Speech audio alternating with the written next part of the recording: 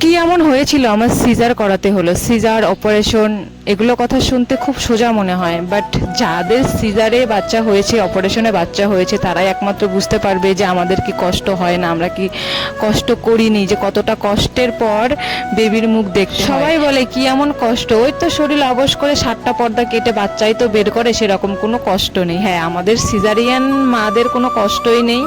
আমিও কিন্তু চাইনি যে প্রথমে আমি সিজার করাবো। আমি লেবার পেনের জন্য অনেক অপেক্ষা করেছি, 40 সপ্তাহে পা দিয়ে ফেলেছি, তবু আমার লেবার পেন হচ্ছিল না। এদিকে দুর্গাপুজো এসে যাচ্ছিল, আমার এতটা পরিমাণে অসুবিধা হচ্ছিল, কারণ আমার পেটটা খুবই বড় হয়েছিল অন্য অন্য মানুষের থেকে, আর পেটটাও না কীরকম যেন বেরিয়েছিল, মানুষের গোলগাল হয়, আমার একটু আলাদা রকম ছিল। আমার খুব অসুবিধা হচ্ছিল, লাস্টের দিকে এসে আমি শুতে পারতাম না, খেতে পারতাম না, হাজারো অসুবিধা ছিল, সবারই থাকে। সেই অসুবিধাগুলো আমি আর মনে করতেও চাই না, কারণ আমি একটা মা লক্ষ্মীর মুখ দেখেছি। আমি ভীষণ ভীষণ মানে হ্যাপি। আর তাড়াতাড়ি সিজার করানোর কারণ হচ্ছে দুর্গাপুজো ছিল, দুর্গাপুজোতে আমার বর তো দোকান করে, ব্যবসাতে করতে পারতো না, আবার আমার কাছে যেতেও পারতো না, ডক্টর থাকে কি না থাকে, অনেক ভেবেচিন্তে আমরা 1 সপ্তাহ আগে আর কি সিজারটা করিয়ে ফেলি।